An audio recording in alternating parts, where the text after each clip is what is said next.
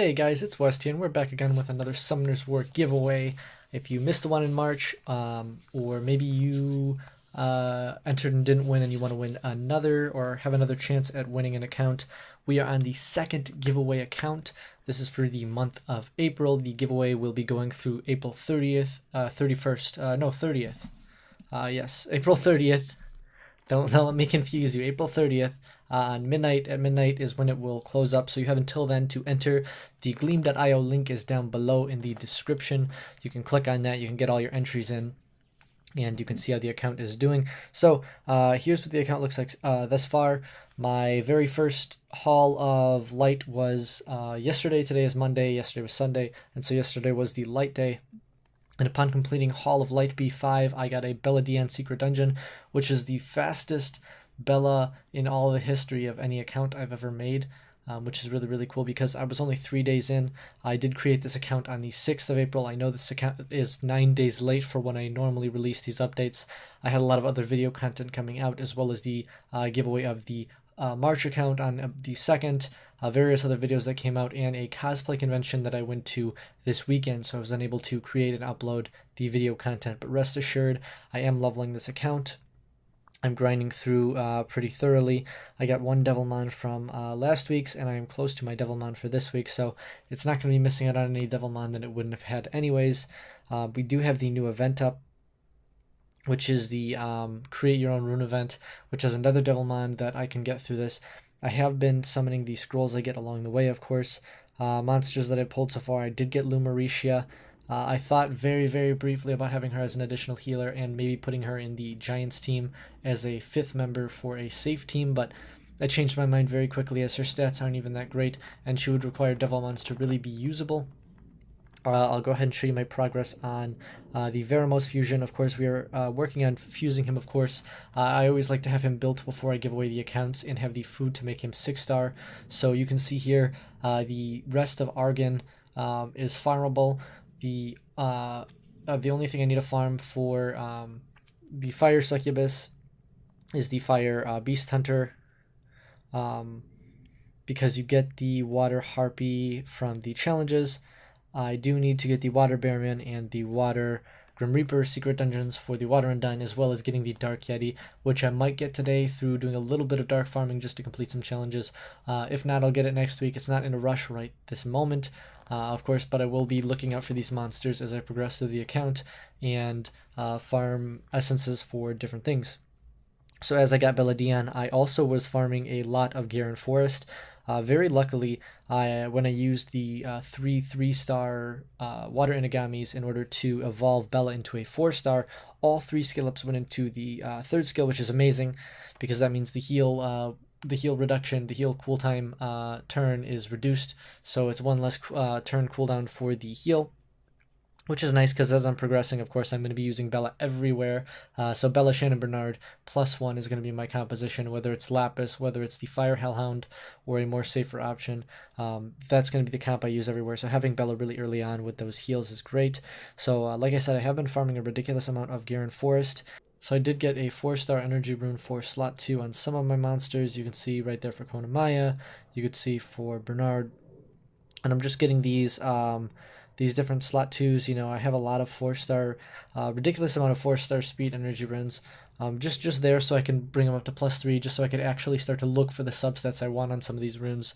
Of course, I'm going to be just trying to hit minimum stats for B6 and B7, which is going to be around 170 speed for all my units, and from there I'm going to grind B7 until my units are all on 5-star runes with semi-decent substats, trying to hit the accuracy caps, of course, for each of those units respectively.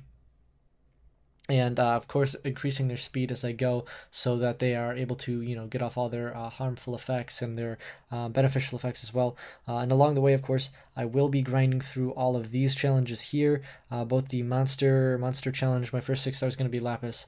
I should be able to get through at least the Conquer, Fame, and Hard on auto, maybe even Hell after I 6-star my Lapis, as well, of course, as completing all these daily dungeon tips so I can get the free essences, so that awakening these monsters in the future is going to be easier than before. Of course, we also get some crystals along the way from this, but the big place we're going to get all of our crystals from is from completing those halls: Hall of Water, Hall of Fire, Hall of Wind, Hall of Dark, and Hall of Light.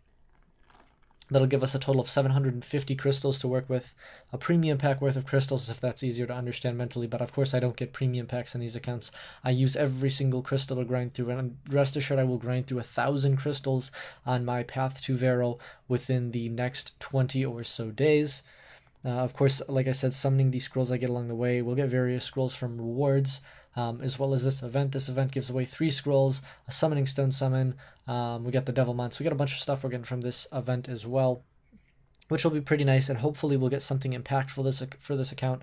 I promise you guys, even though I might get a tiny little bit salty if I pull, something crazy, I'm also extremely excited to have really nice units for you guys on these accounts. So I'm always looking forward to either fusing monsters that are going to help the progression, or of course pulling monsters that are going to help moving forward. So other than that, I will kind of show you guys a little bit of what I do on these accounts. I guess I didn't really do that for the other account. I kind of just showed progress, so I'll kind of explain a few of my steps on the way through. So what I start by doing, of course, is clearing as far through the scenario as I can, and the second I hit any sort of wall, and usually the wall hits around Mount Sis or Kabir runes. If you've been building up your Fire Hellhound alongside your Water Magic Knight and alongside a Shannon, and what I usually do is by the time I've made it to Kabir runes, what I go through is I do the basic Giants challenges. Of course, all you have to do is read the strategy info and you get yourself a free Shannon, which of course will help hugely in the beginning, as well as clearing Giants B3, which is not too hard once you've gotten a Magic Knight and some 2 and 3 star Fatal runes for your Magic Knight, and whatever other offset energy, whatever other offset you can put on them. You can probably clear B3 and get your Bernard as well. So Shannon, Bernard, Magic Knight, and the Fire Hellhound is typically the teams that I run, and you can get through Kabir runes, Mount Sis, you could get through the rest of the game like that, or the rest of the scenario I should say, using that composition, because you have the attack buff, the defense break, the attack break, the speed buff. You have various other buffs. The only thing you're missing really is the any form of heals, but of course Magic Knight's a self-healer, so it mitigates a little bit of the damage caused to your team. So basically using those compositions, I push my way through scenario, of course stopping along the way at these various stages. You can see stages where I've cleared all the way through the hell modes, are these stages I've primarily been farming for runes. I didn't stop at all in Kabir runes. Really, I did a little bit of hell mode farming, but mostly I've been using the 4-star runes that we get as a reward from one of these stages. I believe it was clearing Vrophagus or Tamor. Maybe it was Aiden. You get a 4-star hero set. I believe it was Aiden actually. You get a 4-star hero set from one of these scenario areas, and of course I chose the blade set because I did need a blade offset for my Magic Knight. And then upon completing this Chiruka Remains, of course, you do get the 5-star set for your units. And of course, I'm saving those runes right now, but eventually I will transition my Magic Knight onto those 5-star runes when I feel like the damage isn't enough. Of course, for the time being, I've actually been making use of the Vampire Revenge set that you do get from clearing Fayman, the Fayman challenges here. And clearing those Fayman challenges gives you the Vampire Revenge set, which is not terribly bad. It's not going to carry you through the entire game, of course, but it clears me through Fayman hard when I have the Water Inagami speed buff. That is the only thing that I needed, and of course, because I farmed so much gear in Forest Hell for those energy runes, I was able to get plenty of these Water Inagamis, but you can see that with that speed lead and the speed in slot 2 on the Revenge, the Fatal Revenge set, the Magic Knight does get just enough speed to move before the Hellhounds and the Inagamis on these stages. Probably 10 or 15 speed higher than them, if I remember correctly, so she's able to go through here. Of course, it can work with the attack power lead as well. Just keep in mind that you would have to plus 12 the slot 2 speed rune, or bring it maybe even a little bit higher. I wouldn't recommend plus 15ing them, just because plus 15ing runes costs a ridiculous amount of mana, and can be extremely inconsistent in terms of, while you're powering it up, the likelihood of you successfully powering it up is a lot lower. But just using this Vampire Revenge set and the speed lead from these Water Inagamis, which of course I'm leveling anyways for my Bella skill ups, I'm able to farm through Fayman hard relatively easily. 50 seconds is, I think, a fairly respectable time, especially for early game farming. And so that's where I've been farming with double XP boosters when I really, really want XP. I can almost eke out Fayman Hell, although it's fairly inconsistent at this point, because not only does she have no crit rate, but she is not awakened, so she doesn't get the benefit from the first skill attack bar reduction, and her stats are a little bit lower than what they could be. as well as her being 5-star. That's, that makes an impact as well, just because she has less survivability, less base stats, and just less ways to rely on some other features of the game to make Fame in Hell a little bit easier. But that's where I've been grinding.